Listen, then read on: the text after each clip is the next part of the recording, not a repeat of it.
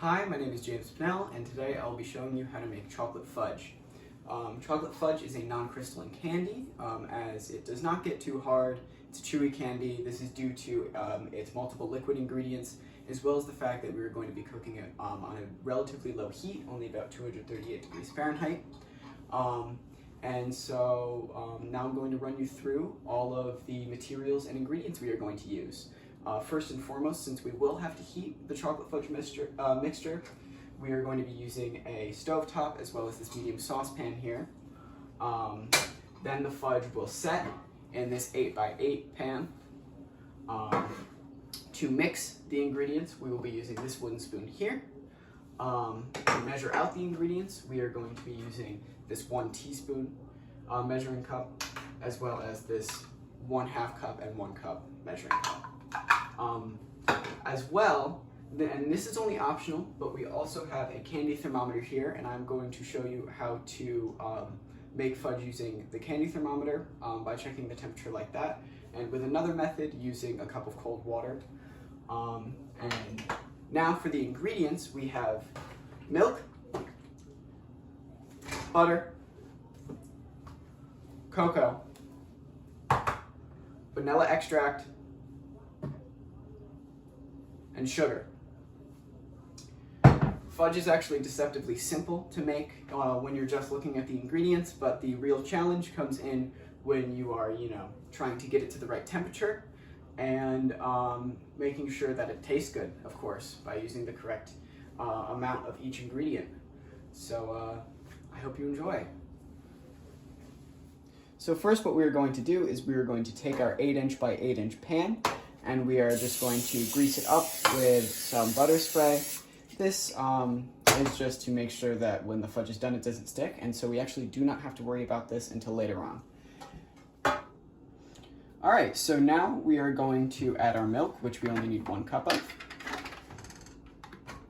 And we're just gonna pour this directly into our saucepan, like so. From there, we are going to add our cocoa, which we need a 1/2 cup of. It's actually brand new cocoa, so I can just give it a scoop right in here. Now, baking is a science. This isn't baking.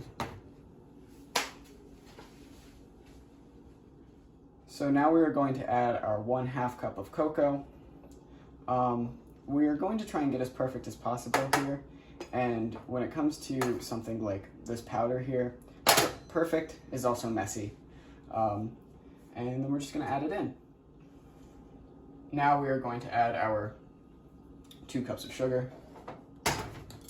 I know that sounds like a lot, but it is for taste and also for a chemical reaction, which we will get into when we talk about the science of making fudge.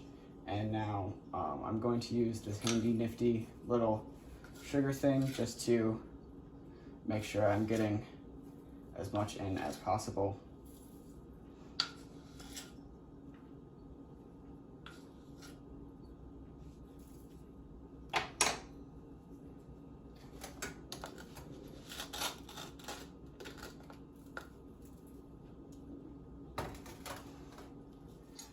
Now that we have these 3 ingredients in our mixture, we are going to turn the stovetop on, and we are going to start mixing until it is all one conglomerate as it starts being brought to a boil. And this can, these can take a while to start boiling, especially because we have some dry ingredients in here as well. But you are not going to want to stop stirring until this is brought to a boil.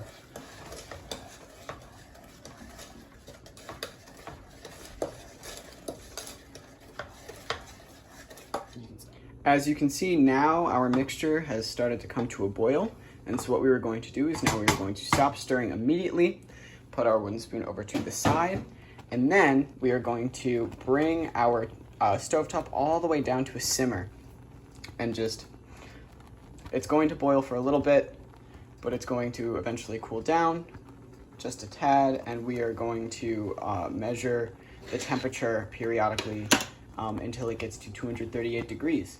Now this is a candy thermometer. Its use is pretty self-explanatory. It is to measure the temperature of candy as it is cooking. And so we are going to use it to measure the temperature of this fudge right here. Now our target temperature is 238 degrees Fahrenheit.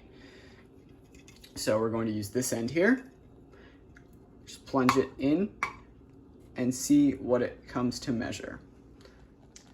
Now, I just showed you the candy thermometer method of measuring the temperature of this fudge right here, but there is another method, especially for those who do not have a candy thermometer and do not feel like getting one. So right here we have just a cold cup of water from the refrigerator, and what we're going to do is we're just going to take a little bit of this mixture and we're going to throw it right in this cold water.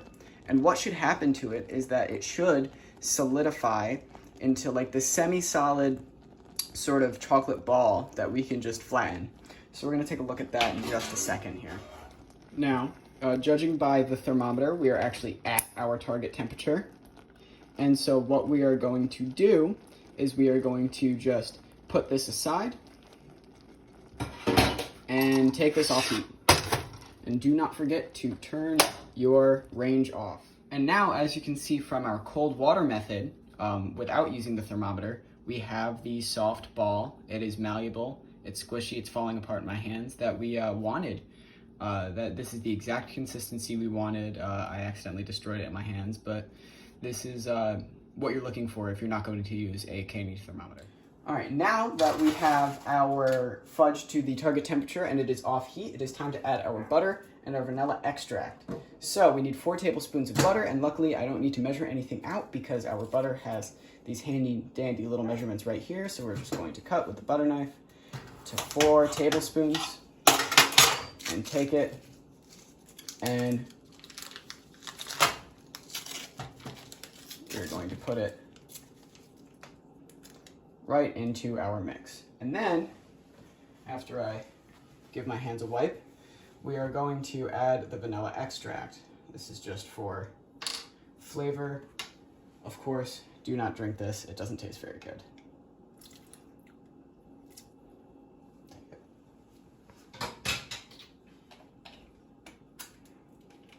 And now we are going to take our wooden spoon and we are going to beat these ingredients in.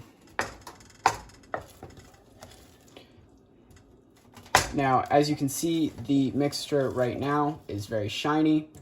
Our goal is to beat constantly until the butter is all melted and until this loses its sheen.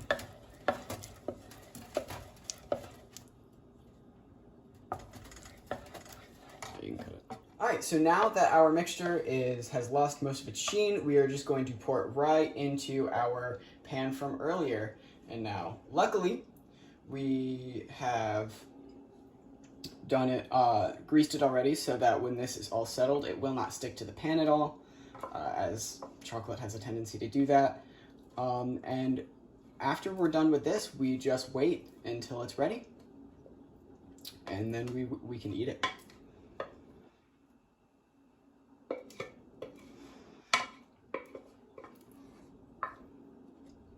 Another interesting thing about the process of making fudge from a scientific standpoint is the browning reaction it actually goes through.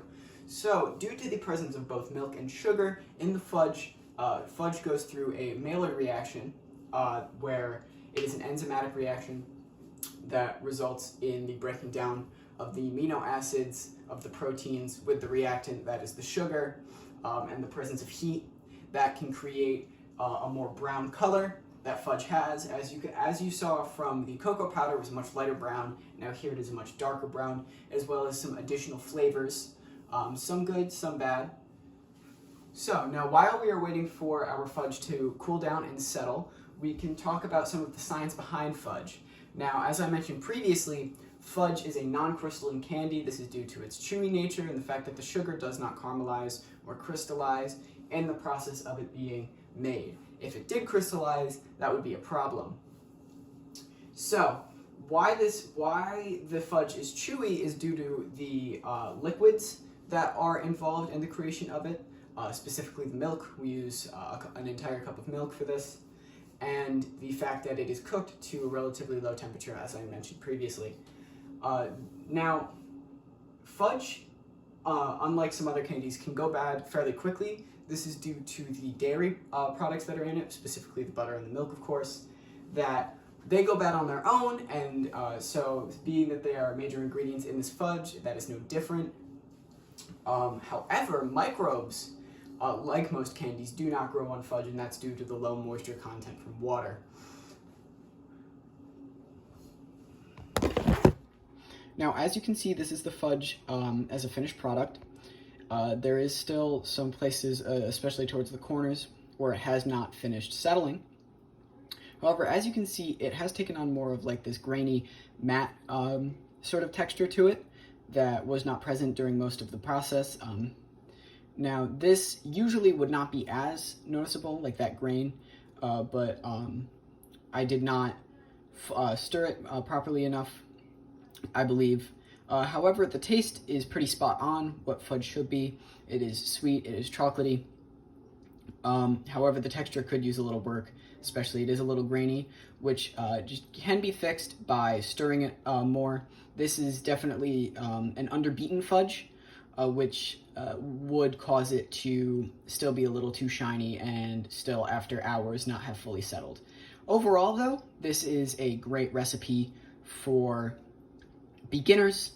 It's very simple, it's non-committal, and especially if you're inexperienced with using an oven, and it tastes great. So I hope you guys enjoyed the video.